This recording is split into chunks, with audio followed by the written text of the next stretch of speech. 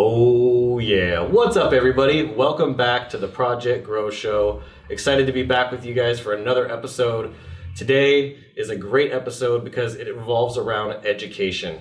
I'm here today with a very, very special guest, somebody from my community, someone that has very similar core values to what I have, and his life mission and what he's doing in the world aligns with what I'm doing. So I'm excited to be able to sit down with him, have a conversation, ask him some easy questions, but also some tough questions, and help you guys get to know him if you don't know him already. So without further ado, I'm just going to go ahead and introduce our guest, Mr. Matt Beaudreau. Man. How are you? I'm great, man. Thank you for having me. Of course, likewise. It's cool, man. Yeah, thanks for talk about my favorite stuff. Right? Education. Education, youth, entrepreneurship. All the good stuff. Yep. Yeah. Well, I know your history is pretty incredible of what you've done and where you've been and the people that you've met and your podcast. So yeah. let's give people a little bit of context of who you are and what's your journey look like. Yeah, it's been busy, man. I always tell people I'm never hurting for something to do. So I mean, we can go as far back as we want to go, but the reality is now I open schools. Yeah. And we like to think that they're the best schools in the world, and I know that's obviously biased, but you can be biased and not wrong too. So we've got a phenomenal network, man. So open schools, and we're opening a couple here in the Sacramento area, but we're part of a global movement, a global network of individuals that are complaining about school by creating what we think is a better model. Mm-hmm. It's not complaining just to complain. It's let's be the solution then. So. We're building these schools. We're also working on a virtual program for young men, and got the podcast. It's a scholarship outreach there, and get to travel around the world and speak to all the Fortune 500s you can think of. And when I'm home, I have a wife and 3 kids too. That Nice. I get to hang out with too. So life is good, man. Really, I'm never hurting for something to do. Beautiful. Yeah. Beautiful. One of the things that I was thinking about was just letting everybody know, where do you come from? Are you from Sacramento? Are you born and raised here? Yeah, so grew up in Vacaville. Nice. Right, so not too far. Yep. And the traditional, kind of the traditional story of school was easy. Figured out the school game early on, right? Yeah. Figured out the game early on. I remember figuring out the game of school at about 4 years old. Wow. I started kindergarten, and I looked around. They grouped us into these different colors, right? And I remember just kind of looking around and going, okay, I'm in the red group. They think that means the red group is the smartest group. They think the blue group is the least smart. They think the yellow, right? I figured this out early on, and I'm like, is this how this game is gonna go? So I figured it out early. So I had, straight A's all through school, never got anything less than A's, and came out of school and went, cool, got my straight A's, but I know nothing. Oh, I'm useless, right? I have nothing to offer the world. I'm good at sports. I'm good at talking to girls, right? That's it. So now what do I do? I did what everybody else. Skills. Important skills, I guess, but I felt it. After graduation, I went, wait, what am I supposed to do now? I figured out the school game, but I played a game. I knew how to get my A's without trying, right? So great. What do I actually have to offer the world? So it's like, okay, I guess I'll go to college. And the same thing held true. I got my straight A's. It was party school. Went to Chico State. I was working 3 jobs to put myself through it, right? So I wasn't doing a lot of partying. I was doing a lot of working, which was cool. Yeah. But still having a good time. Still got my A's and came out of there and went, cool. Better at sports, better at girls. Yeah. Now what? Now what? And now I'm in debt. And don't know what to do. So, there was that kind of traditional background, but California born and raised. So cool. Was that a public school that you went to? It was a public school that I went to. Yeah, Vacaville High School, which great people, right? Great community. So, public school, but I didn't. I had a great time. That's awesome. Didn't learn anything.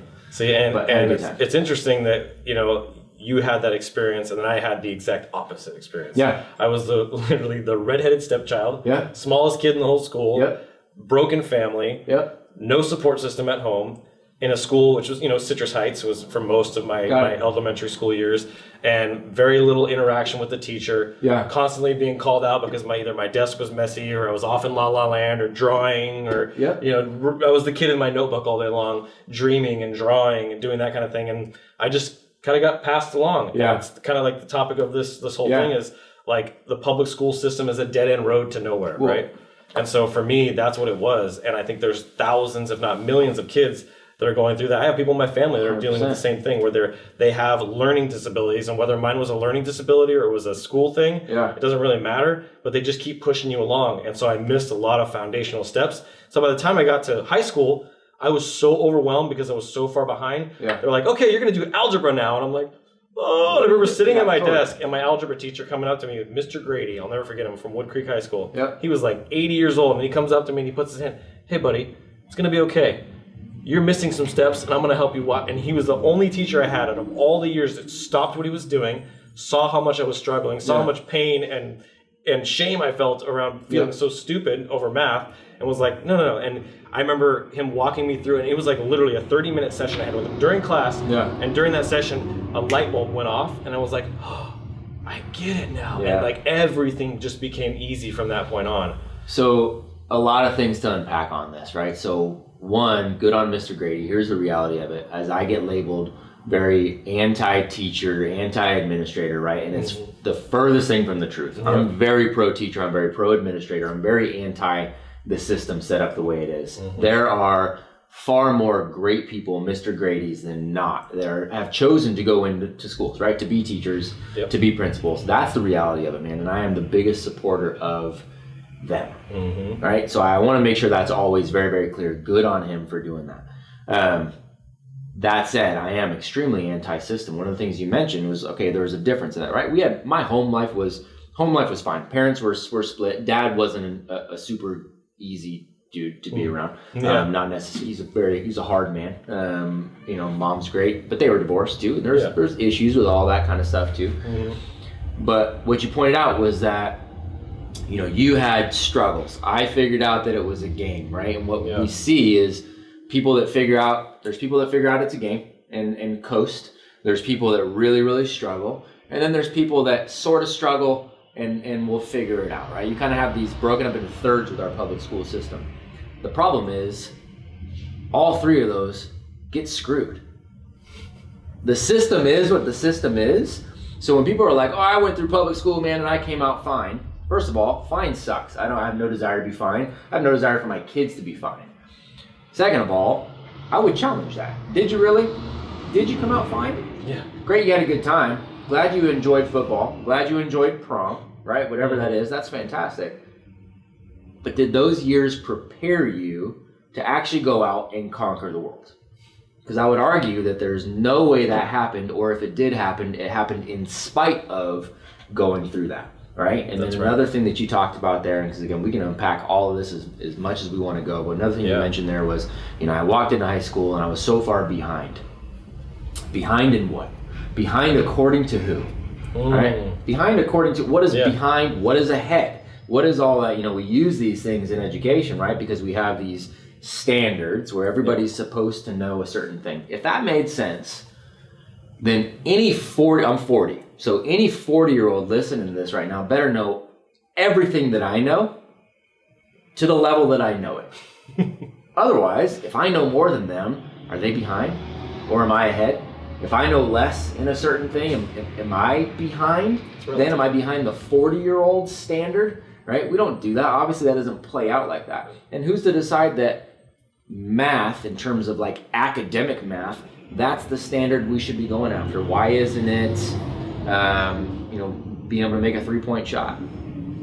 Fact. Why isn't it that? Why isn't that a standard? Why is it? I mean, you could name any arbitrary metric, but if it's not anything that's going to benefit that human being going forward, where you start to realize you're playing a silly game. Yeah. And that's why I'm saying I'm so anti the system for a number of reasons. That's a small piece. I agree. So we definitely agree that the school system needs to be restructured, that the way it's going is a dead-end road for millions of people, and how many people are in public schools.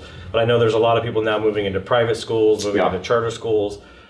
with all of your career and where you went through, you got a degree in educational leadership, right? That's where your foundation was. And you said you were working 3 jobs. I'm curious, what were those 3 jobs that you Gosh, man, when I was in college, my initial degree, I had no idea what I wanted to do, right? I knew I was a good athlete, so I did kinesiology for my bachelor's degree. Right, the educational leadership was ended up being the master's degree later on, which even that was a waste of time, waste of money. But so it's kinesiology just because I liked sports. So, but while I was there, I was managing a 132 unit apartment complex. I was working for Bank of America, and I was a bouncer at a local bar there at Chico. Nice. So while doing all my classes, so I didn't do a whole lot of sleeping. Yeah, exactly. But I did a whole lot of working and a whole lot of hustling. That's the thing. You got the work ethic. Yeah, man. You can't get to where you are today without having that work ethic. That is the one thing that that got me through all of that, was the sickening work ethic. It wasn't that I loved any of those things at that time. At that point, it was just all about, I'm going to go ahead and do this, make this happen. I've got to make sure I can pay my bills too, because I wasn't, I left the house at 17 and mommy and daddy weren't paying anymore. That's right. So I had to pay for everything myself, including school. So the only way to do that was to work. That was the only GoFundMe I'd ever heard of. There you go.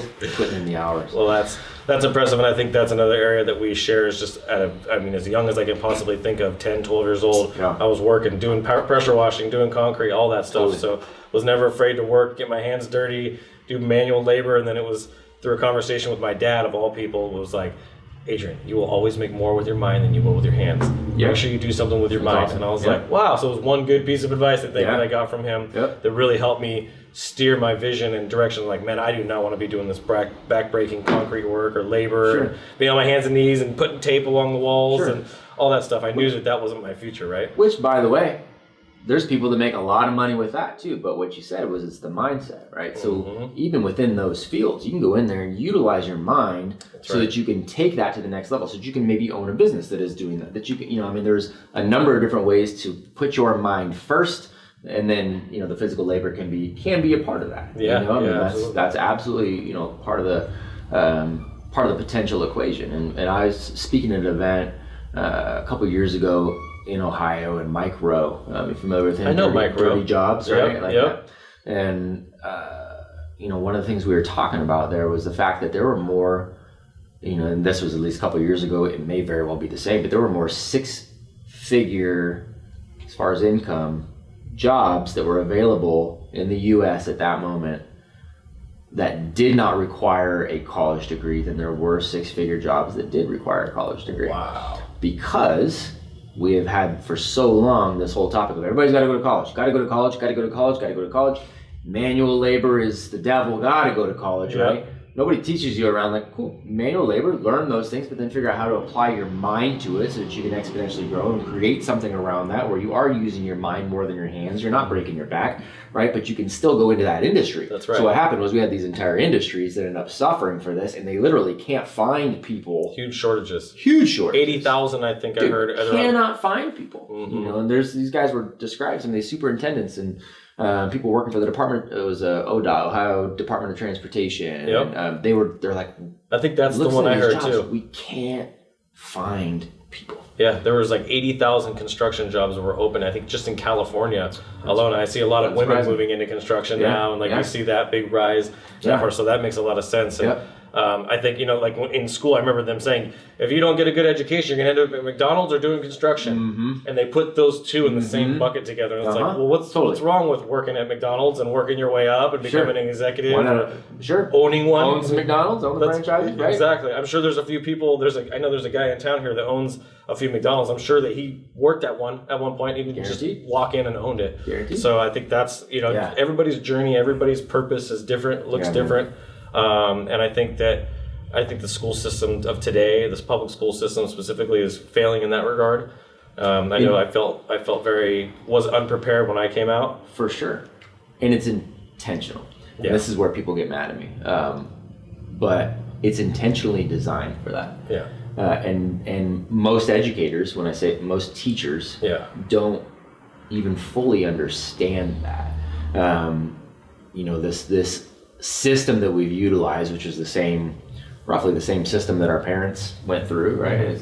it was brought over, it's this Prussian model, it was brought over specifically designed to create factory workers, and the factory workers that were able to follow directions, but didn't really think critically enough to go, okay, well, this is how we could do it better. This is how I can improvise. This is how I can innovate, right? Yeah. That was specifically, I mean, so it's a very specific thing, right? Which is why we've kept the focus very, very narrow. It's become sort of this just like, you know, pacifying effect where it's really more around the system. What do you actually learn? You actually learn that there's always an authority that you've got to go to, that you've always got to raise your hand, ask for permission, and somebody, that authority figure, may tell you no. That, you know, when the authority says to be quiet, you need to be quiet. You learn compliance. Yeah. Right? Yeah. If you look at any other systems, any other businesses, anything else that we have in our country, the system that school most readily mimics is prison.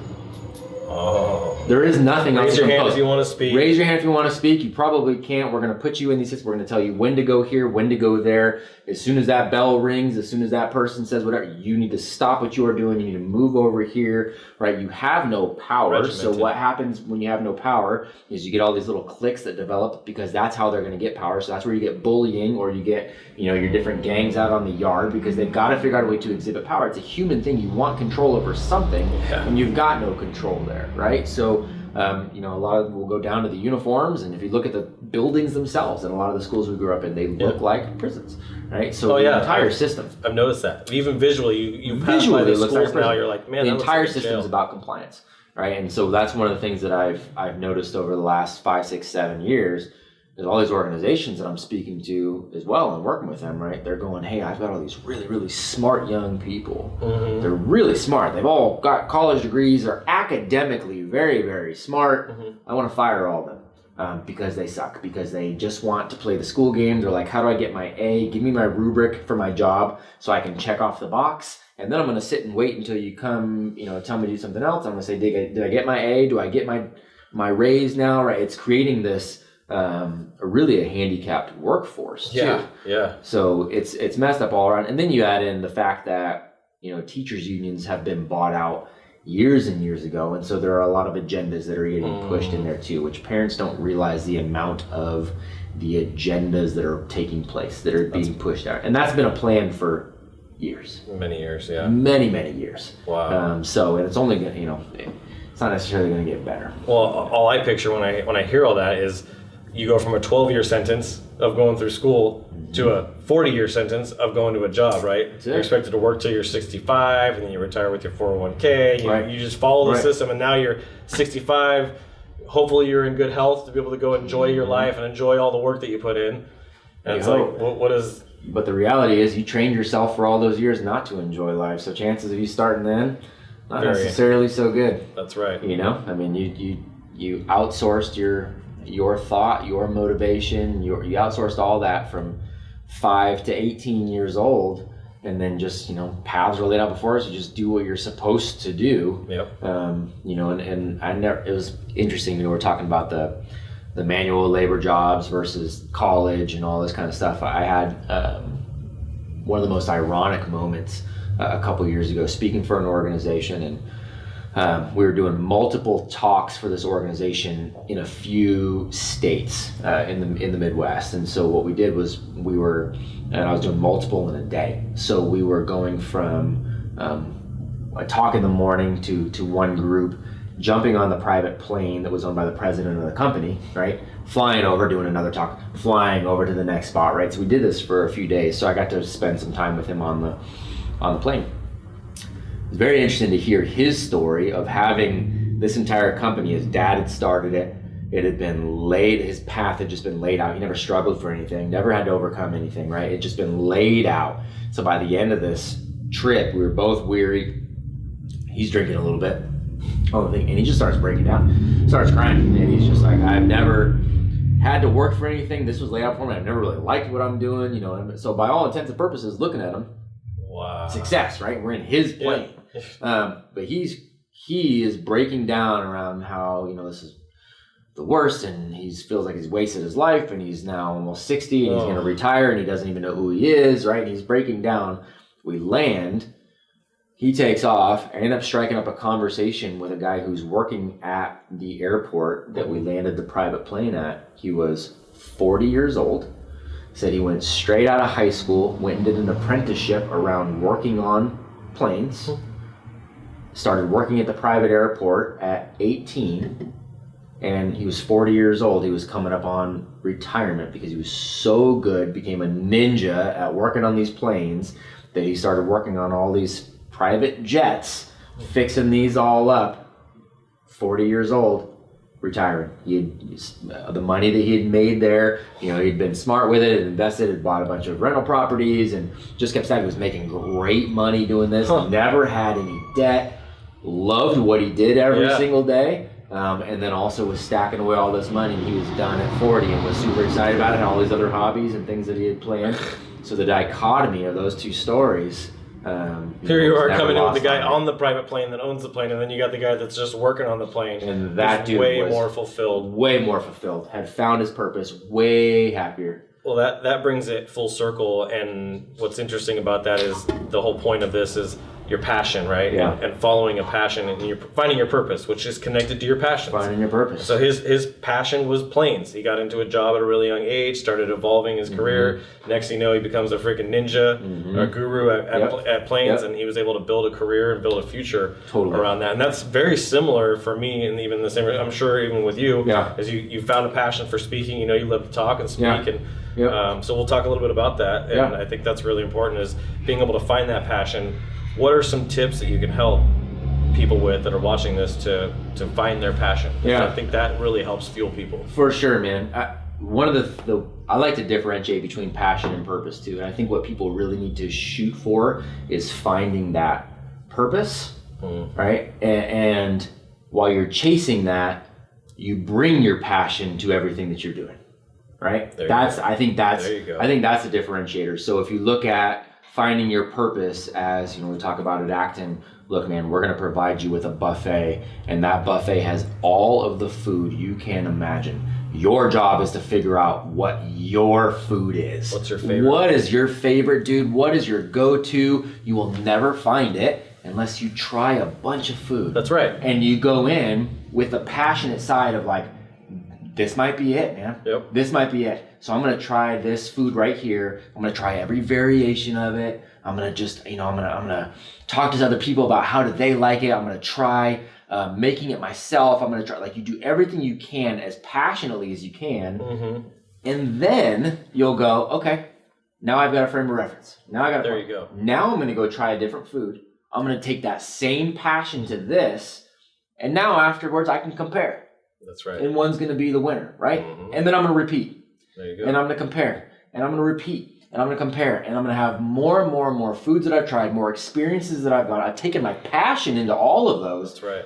But because I've done that, now I can more clearly see a path, right? Everybody wants to ready, aim, fire. It's backwards. Fire, aim, then you're ready. There we go. Right? You go first. That's powerful. You do. Fire, ready, aim. That's a big deal. It's a big deal to go backwards, man. You go, you do. And that experience of doing is what illuminates what your purpose is. Absolutely. Right? That's Absolutely. it. Yeah, I mean, like I said in the very beginning of this, drawing, being in my notebook all day. And I remember my stepmom telling me, Adrian, I don't know what you're going to do for a living when you get older. Because I was like, I want to be a police officer. I want to be a detective. Sure. I want to be a military guy. I want to be a pilot. It was always something that was like action-packed, something like that. Totally. She's like, you're a thrill seeker, and I could see that maybe something of that. But she's like, I think it's going to involve art and computers. Yeah. Fast forward 14, or not even that long. There you go. Fast forward 10 years, and all of a sudden I own a graphic design company, right? Totally. And so she knew it, she saw it, she called it out, and then it was getting into the car business, selling cell phones, selling cars, selling all these things, realizing that I loved people. I discovered my passion for people and getting to know people and helping people and just having that part of it. And then I found, oh wait, I like to do graphic design. I can take my art and put it on there and help people and do what I love with my art. Man, this is a no-brainer. And the more I dived into that, I was like, wow, okay, so what else can I do to move the needle? And I came in there with passion. Oh, I can help them with their messaging. Oh, I can help them with bringing in more revenue and more business. And it just it evolved, and it just keeps evolving into, well, now I need to get my message out so I can show people how I've done my own thing, from literally going, and I was waiting to say this, go from high school dropout, not by choice, but high school dropout to CEO and speaker and author, because I'm about to finish my book. There you go. Like, just to see the transformation of being in a school system that completely failed me, wasn't able to go back into schools. I was going to Galt High School and was basically dropped off in Sacramento and said, good luck to you, have a nice life. Yep. And I was like, well, how do I get to Galt? Like, there's no way. So I was left without any options. So I immediately went to get a newspaper. There's the work ethic, right? Got up at 6 o'clock in the morning and called every single number on the job hiring. Landed a deal selling cell phones before I was even 18 years old. Beautiful. Started selling cell phones, got sales experience, and then that just parlayed into the rest of my career. But that is the consistent work ethic, the passion that I brought into everything that I did, was like stepping stones, right? Yeah. And so that's, I think, finding your purpose. It's not I'm going to wake up, oh man, I just realized just now that I'm supposed to start the world's biggest electric vehicle company. It's like Elon didn't wake up and not think at all, man. I remember talking to I have a few siblings, right? I'm the oldest of 4. Nice. And one of my best buddies, my brother that's 39, so we're about a year and a half apart. Yeah. And I remember talking to him when he was younger, and he's just like, man, I can't find a girl. I can't find this, I can't find the right one. I can't find the right. I'm like, cool, man. Well, audit your days. Like, you're going to work and then you come home. What are you doing? You're sitting on the couch. You're hanging out, playing video games. Like, you think she's just going to come walk in? Like, you've got to go put yourself in a scenario where you have a chance to find a girl, right? Like, it's that, dude. It's the same thing. You got to put yourself. Zelda. She's not. That's exactly right. So you got to put yourself in situations where you're going to find this, which means you're going to have to take action steps. Yep. The action comes first. Mm-hmm. The direction comes later. Yep. Right. That's you have to take action first before you ever get the direction. You don't get to look up the directions, and we've, kind of screwed our young people at this point because we live in this world where it's, if you think about the Gen Z right now, they've grown up in a world where they've never not had everything at their fingertips, right? You need food, right? Order, delivered. I need some clothes, order it, delivered. You need friends, right? Boom. That's right. You need friends, boom, you jump on. You need a girlfriend, swipe right, right? Like, and all of a sudden they show up, right? So you got this thing where you think that everything works like that. Nothing works like that. No, not at all. Nothing works like that. All. Nothing useful works like that. That's right. Nothing that's going to build the human spirit works like that. Nothing that's going to make you somebody that's living a life of impact and purpose. None of that works like that. True. You've got to go out and take steps to do and make things happen. And again, going back to public school, they have this thing where they tell you that, okay, we're going to pick 5 of these random subjects as if life works in subjects. And as long as you do well in academia, well then hell, all the rest of your life's going to work out. Provably false. We all know people that got straight A's and their life sucked. Yeah. We know people that dropped out and they're crushing it. Right? And there's everywhere in between. That's right. So, this thought of like, okay, we're going to take these 5 subjects and this is what you're going to do. And this is going to create a human being, especially in the 21st century, that's impactful and purposeful, is crazy. If I was going to be like, hey, Adrian, dude, you can go to the grocery store, but from now on, I'm only going to let you go down 2 aisles. You can only buy like 5 different things. You'd be like, screw off, right? Like there's this whole, there's so much there. And I'm like, no. You go down these 2 aisles, that's it. You're like, that doesn't make any sense. That's right. You're gonna go to the doctor and everybody's gonna take this medication. Yep. That's batshit crazy. That's right. Why would you do that? You're gonna go to the library and I'm only gonna let you read 10 books. The rest of those off limits to everybody. What are you talking about? One size fits all. But with school, every single person we put through our system takes these subjects at this time. And if you fail, you either get held back. And if you fail, then you start getting labeled that you're behind this, or it's a joke, man. So it's logically, you can't make sense of anything, and then that hold ahead behind, to prove a point to some of our parents on campus, I took a standardized test last year just to show where I was at. It was something I actually did with superintendents of a very large school district a couple of years ago. Wow. Gave them a standardized test. They're running their schools, right? Yeah. 12% of them passed, by the way, out of the 100%, right? And it's not because they're dumb. No, not they're at all. not. It's because we don't use this stuff. Yep. I was convinced 100% that I was the worst at taking tests, because all throughout school, every test, I think I failed. Yeah. I don't think I ever passed a test unless it was an art. Right, unless it was an art, there was no way I was passed. And I at a certain point throughout my elementary school years, I remember going, I'll never pass a test. Right. I'm just not good at doing tests. Right. And it was set up it wasn't set up for me. It was set up for a different kind of person. For sure. I mean, I've never been I've never been a big fan of video games. Never been good at video games, right? Right. Yeah. So if I go sit down, I look like a chump. Can you imagine if video games was one of the subjects? I would have thought I was dumb.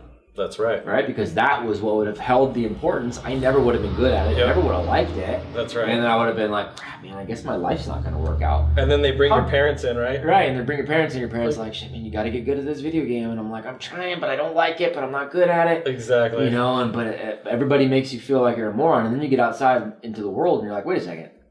I can create a whole life without ever having to touch a video game. That's right. I can do really well without ever playing a video game. Mm-hmm. But at that point, for a lot of people, it's too late. They've already bought into, I'm dumb. Somebody just tell me what to do. Yeah, I'll just take orders and be an employee. That's it. Yeah. And people are in, you know, I was too strong with that. Too strong-willed for that. And I remember sitting down in a parent-teacher conference in 3rd grade. I remember that she goes, you know, I think I should hold him back, but, you know, he's such a nice kid. Mm-hmm. He's quiet. Mm-hmm. He's funny. He doesn't disrupt my class.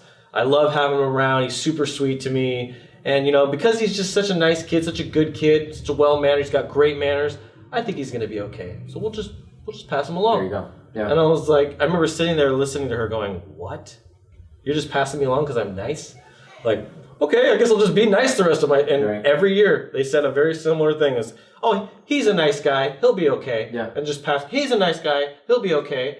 And it just compounded to the point where I literally had like that mental breakdown in class. And that's the thing. See, you started thinking something was wrong with you rather than the obvious when you tell that story.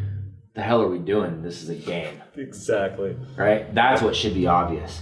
But what's happened is school, as we know it, I'm always very quick to make the distinction between school and education. Yep. They're not the same. Yep. Right? Schooling is what we go through. Education starts day one and happens all day long, except for when you're in school. That's right. Right? So, but what ended up happening... except when you're in school. Except when you're in school. If you missed that. Education happens all day long, except when you're in school. Except when you're in school. Yeah, that's exactly it, man. And so, I don't remember where I was going with that. It's okay, though. But, yeah. I mean, so I think we've hit the problem pretty heavily. I mean, even the differences between MBA dropout, right? I'm on stages, you're on stages. Clearly, you have a few more years of experience, but you have a lot more success in the speaking world. You got a lot more success in the graphics, right? I mean, exactly. It's all relative, right? All relative. And so I think being able to look at the two and being able to understand for the people that are watching this is, regardless of your school life and that specific problem, you are not set. That doesn't define your future, right? And so I think let's talk about now the solution. Yeah. Which is what you're actively doing, what you're passionate is about, which is something that I've been trying to I've been waiting for the door to just even for the doorknob to open. And there's been a couple times where I saw it and I'm like, oh, not quite yet. And then it did again, I'm like, oh, and I was like, man, the Rock and working with YWAM and going and doing the winter camp and just opportunities to get into youth ministry. I'm like, forget it.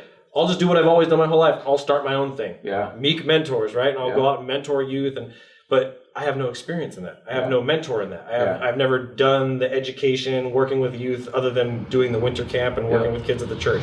So that's why it's so cool to sit here with you. It's like, that's your wheelhouse. This is your area. Yeah. And I'm sitting here like, hey, I'm a soldier. I want to help. Man. I'm a savage and a gentleman, right? And I want to help. So let's talk about the solution. What is Acton or Acton? Mm-hmm. What is Acton, and what makes it so much different than the current system? Yeah, a lot of things.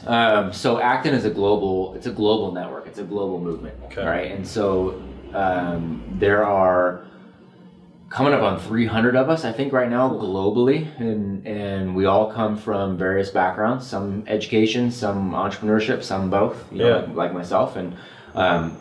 The unifying piece is that we all want to create something better.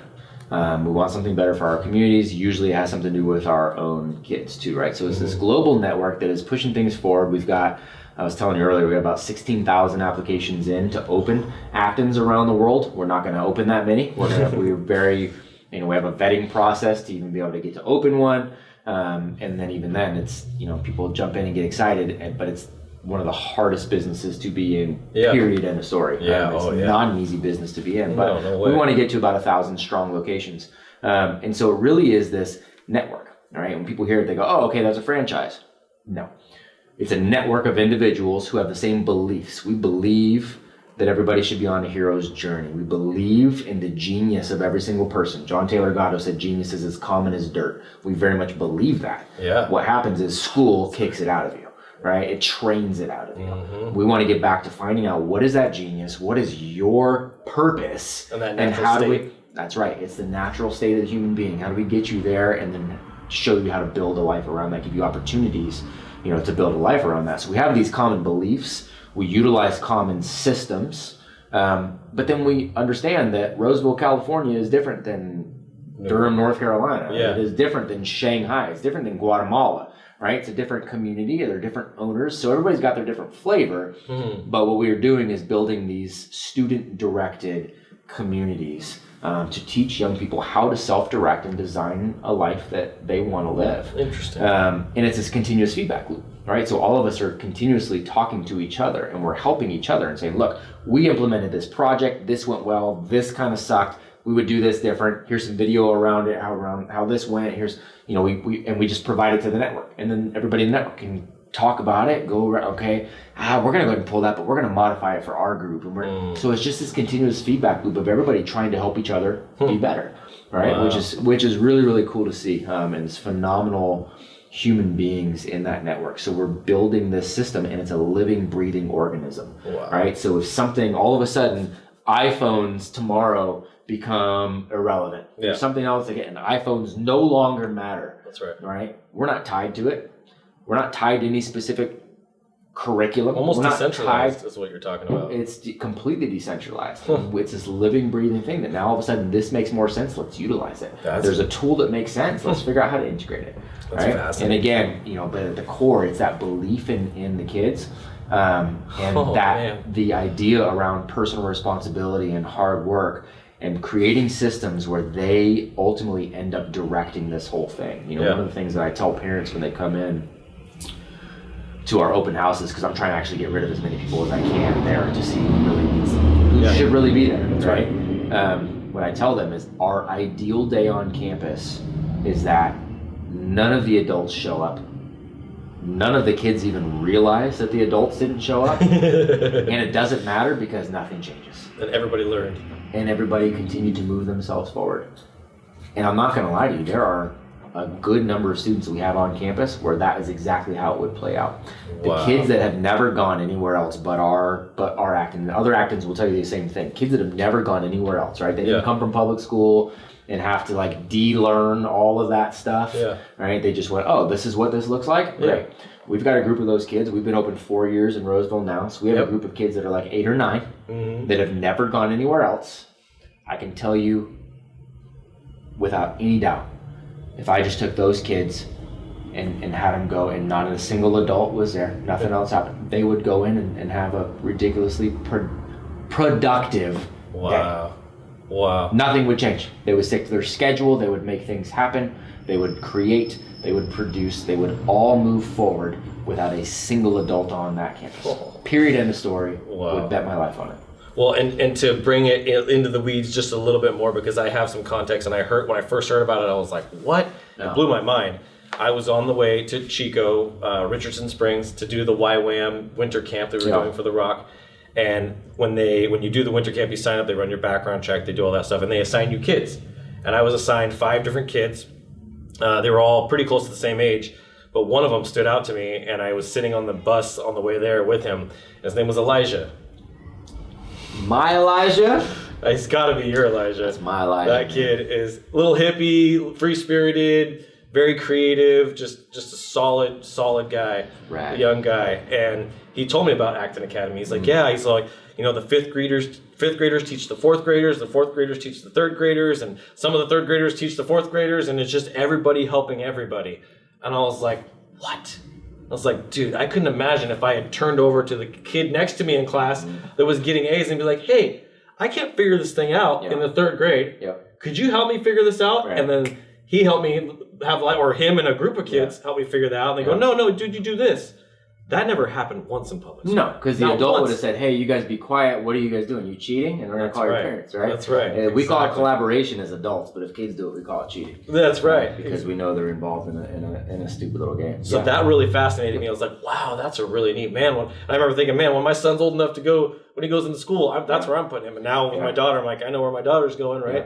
Same thing. So that was one piece that I heard that was really fascinating to me, is these kids teaching each other. Yeah. And then the second thing I heard about Acton Academy was how you came into Acton Academy. Speaking on stage, that was how you worked towards funding this thing, which I think is really fascinating. People would want to hear that. Yeah. But I heard somebody approached you while you were at a speaking event. Is that true? So as far as getting into the speaking side? No, like getting into as far as getting to Acton Academy. So I was doing a workshop, had done a presentation for a group of professors, and they were from all over the country, but we were in South Carolina, and so doing a presentation for all these guys and talking about where I thought education should go, right, and what I was doing in the public schools that I was currently in, and I was always what I called creatively insubordinate, right? I was being told, do not do that, do not do that, you gotta stop it, you gotta stop it, but I was doing what was making sense and what was actually helping these people. Yeah. And so I was talking about that and how we could, try to create change there. And so there was a professor who was there who she was teaching at South Carolina at the time. She said, "Hey, I'm going to be transferring. I'm going to be working at UC Santa Cruz. I know you're in California. We're going to be putting on a TED event, right? I love the kind of things you're talking about. Would you consider speaking there? And would you kind of dive into this whole alternative education thing," which I hate that term, by the way. Yeah. People still think of that as like, well, you're about to go to juvie, so alternative education, right? Yeah. Which is not the case. But so she kind of, threw that out there. I was like, yeah, cool, man. That sounds cool. I would love to share the message on that, and also kind of dive into some of these schools that are doing things the right way. And so that's where I found Acton. Was it at the TED event? It was before the TED event. So it was getting ready for the TED event. Wow. And that's when I found that, I was kind of doing this search, and somebody had mentioned, hey, I think, all these things you're describing, this kind of reminds me of this Acton community. And so that's where I found him, went out, spent some time in Texas, and, watched it at work, and was like, yeah, this is it. Like, this is what I've been talking about. Wow. This is what I need to do. So neat. It was cool. And so, I mentioned Acton in that initial talk, but my kind of deep dive into the community, at that point it was on. And I came back from that first Texas trip, and got in bed. I got in whatever time of night, and got in bed, and my wife's like, how was the trip? I was like, trip was great. She's like, how was that Acton thing? I was like, it was rad. And I said, that's the answer. Like, that's where we're going. I said, so do you want to move to where there's an Acton, or do you want to build one out here? She's like, wait, where were you? Because she's just I'm always all over the place. She's like, where were you? I was like, I was in Austin, Texas. She's like, I don't think I really like Texas. I'm like, I don't really like Austin either. And she's like, cool, let's not move to Texas. Guess we're building one. I was like, cool, high five. Guess we're going to build a school. And so, one of those key turning points. For sure. Yeah, did you? For sure. I mean, did you realize what you were walking into and what you were signing up for? For sure. I'd been in, education long enough to know that that's a hard road. That's a hard road. People don't, everybody went to school. Yeah. Right? Yep. So since everybody's been to school, everybody thinks they know what schools should look like. Yeah. What you have to do to make it a good school, how to run a school, right? It's kind of like everybody knows how to parent before they ever have kids.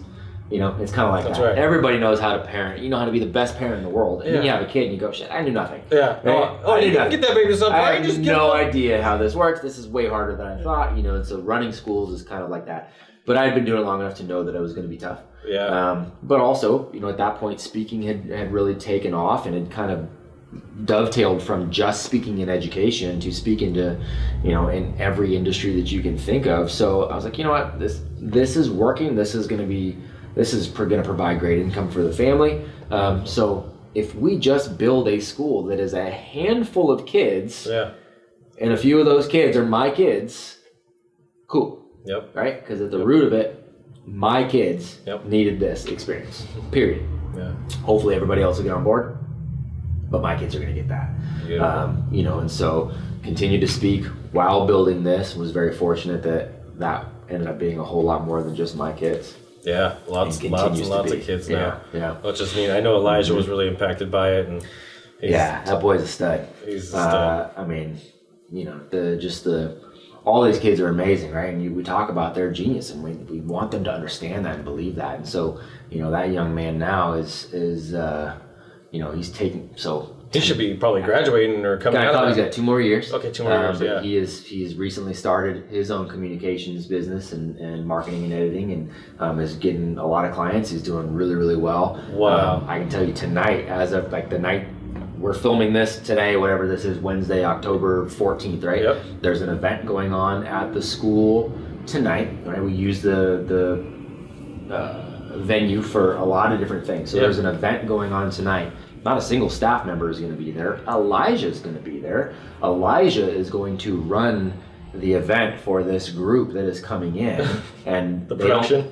They don't pay us to use the building. They're going to pay him directly. So he'll get paid, right? We just had an event last week that all the parents there. We had a few hundred people there. One other student was supposed to take on a certain responsibility. He got tapped to go into a Broadway show, which is what he wanted to do. 2 days before the thing, Elijah's like, I'll step up and take it, right? So, yeah, he's a stud, and this is he's not the exception; he's the rule. That's right.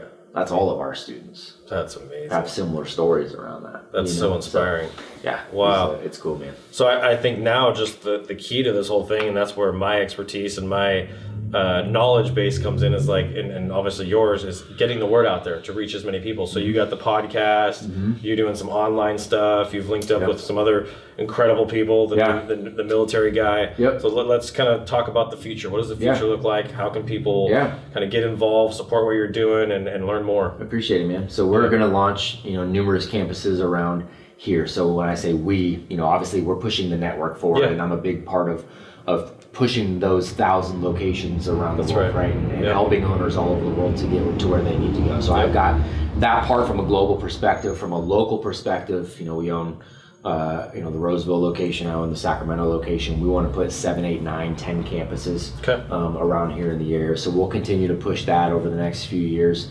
purchasing more buildings and expanding more.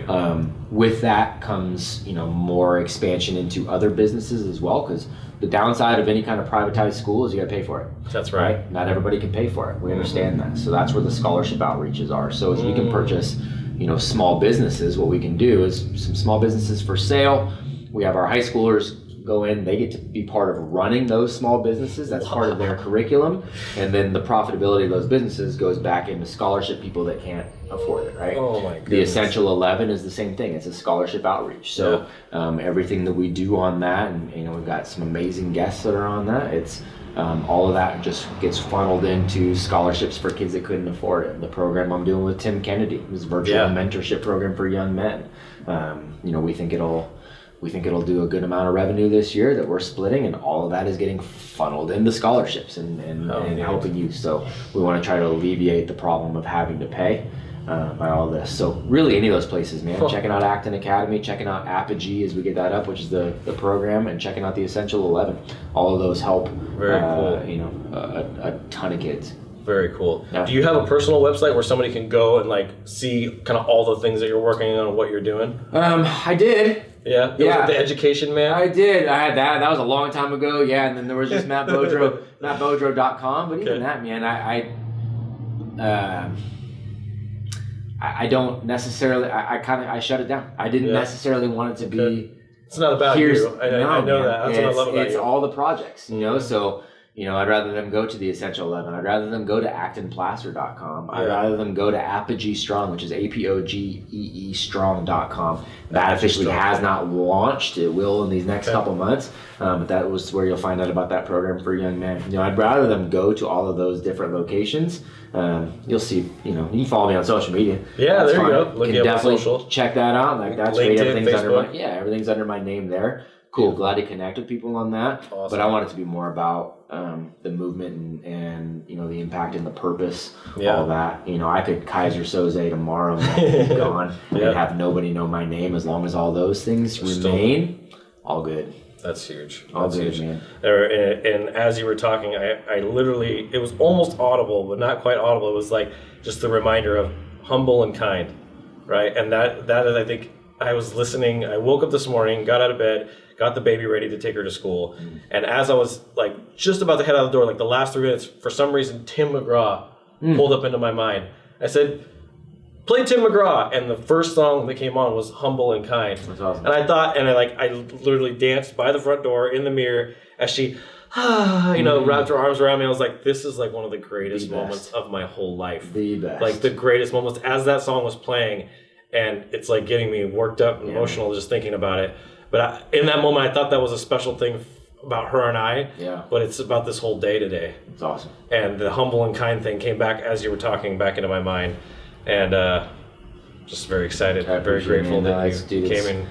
There's a lot. It's all that stuff you just said right there. Yep. That moment with your girl. Yep. I got the best wife and best 3 kids on the planet. Like, it's that. And everything is, that's the purpose, right? That's it. And I know that's how everybody should feel about their kids. And so, obviously no other kids are going to even stack up in my mind to my own. But I know the value of all those young people that we have. Yep. And so changing everything for all these people to be able to find their purpose, experience their life, be happy to perpetuate that cycle versus all the brokenness. The luckiest dude on the planet, man. One last question. Do you think that someone's purpose is just one thing? It's a good question. I would say that God, man, probably not, but I would say that it depends. I feel like I've got, just like I have kind of mentors in different areas and just like I split my day up into different areas, there's just as much purpose to the way I cultivate a relationship with my wife, to the purpose of cultivating the relationship to my kids, to the purpose of, going out and quite literally trying to change the trajectory of the world with education. And, that's right. All of those things. So that's beautiful. I think you can take on more than one. That's more than one. I definitely. Well, that's kind of been an aha moment for me just now is, people go through their whole life thinking, I just need to find my purpose in life. I just need to find my purpose in life. Like it's just one shiny object. And then you get there in and the sky. Like, done. Yeah. Like, oh. Well, and then I told you about Brandon Leon when he helped me find my purpose, if you will, which was the main one that really moved me, inspired me, brought me to tears when I heard it, when he said it out loud to me, was at-risk youth and restoring broken families, right? Because we got the fatherless issue going on in our country that's heartbreaking and devastating, and 7 out of 10 kids and African-American kids and 4 out of 10, like regardless if it's 1 out of 10 or 7 out of 10, it's all heartbreaking. Yeah. And so I feel like that is one of my purposes, whereas being a dad to Sonny is another purpose of mine. Yeah. Learning how to overcome the challenges in a marriage and make it to the 30, 40, 50 year mark till my last dying breath in my marriage. That's another purpose. That's right. Building a team and helping as many people become as successful as they want to become in their life. That's another purpose. So I feel like my perspective just in this interview has changed a little bit from restoring at-risk youth and helping at-risk youth and restoring broken families to there's all these other purposes that create that bigger picture of continue to change and it can continue to expand. Yep. That's the reality of it. That's right. And notice none of those things you said ever happened by just sitting on your ass. That's right. And doing nothing. And they're not about something that I'm getting out of it. It's about what I can do for others. It. You are creating something that benefits somebody else. That's right. I think that, if we're gonna bring all of those things back down to that's that humanity piece. Starts with us. That's where that fulfillment is, That's huge. So, super cool, man. Man, great interview. Yeah, it's fun. Thank you so much. Yeah, thank you, brother. Man, I hope that was as impactful for you guys as it was for me. There was a lot to go through that. I'm probably going to watch it myself after the fact and listen to it because there's just so much information that he was able to share, just so much gold nuggets. I caught a couple of those and was able to point those out, but just really grateful and excited that you guys were able to be a part of this today. This is a huge moment for me. I know this is going to be a big moment for a lot of people that watch this, and I'm just grateful that you guys were here. So thank you guys so much for tuning in. Make sure you hit that like and subscribe button. Make sure you follow Matt Beaudreau. I'll drop a link to his profiles in the description of this video. This will also be uploaded to our podcast, so make sure you take a listen to that on iTunes, Spotify, Google Podcasts, any of those places. And just keep in touch with what's going on. Acton Academy is going to change the world. I know it is. And hopefully I can get involved in that and can support Matt and what he's doing. So make sure you comment, introduce yourself, share your takeaway. And I look forward to seeing you guys on the next one. And as always, keep looking up.